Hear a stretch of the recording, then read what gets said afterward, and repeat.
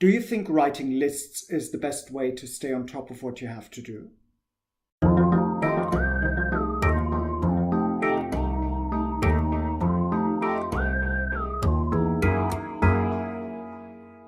Okay, lists.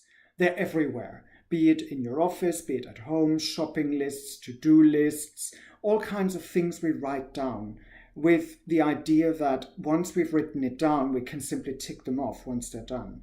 And to some degree that works. When you're thinking of a shopping list, then usually you write a list at home, you take it with you, you go to the shops, you do everything that's on the list, you tick things off, and then you go home, and then the list goes. However, when you're looking at to-do lists, things become a little bit more tricky because to-do lists have so many different items on them that are difficult to coordinate. So things that you do once, things that you do multiple times, things that you have to wait for a week before you can do them, things that might have a deadline and others that don't.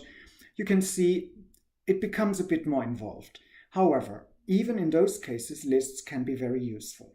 However, there are other things where lists may not be your best friend, especially when it comes to putting down the result of a thinking process.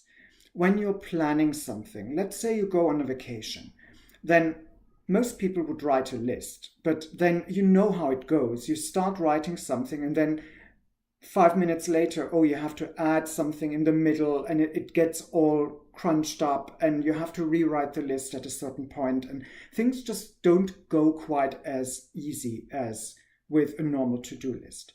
And in those cases, you might actually be better off with something called a mind map, which is a list that doesn't work top down, but it kind of flows. And just to give you an idea what those things are about, I've got a couple of examples here, a couple of mine.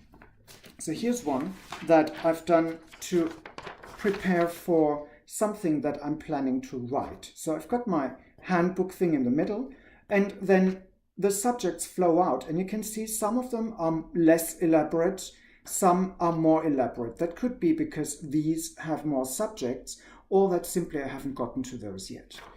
Another one that looks slightly different is this. It's a bit more balanced, but you can see it kind of has a life of its own, and it looks distinctly different from the first one. And then there's a third one that is a lot more involved and that clearly needs some reworking because there's so many connections between the things that aren't quite clear.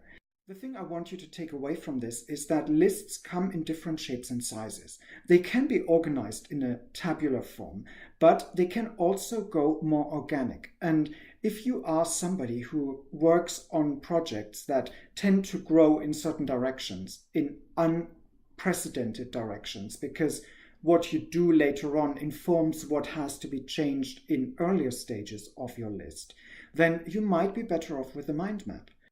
Try it out. Stay clutter aware and come back next time.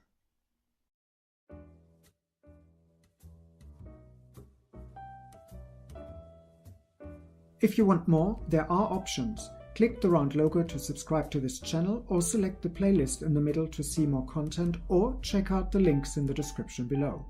Oh, and feel free to like this video.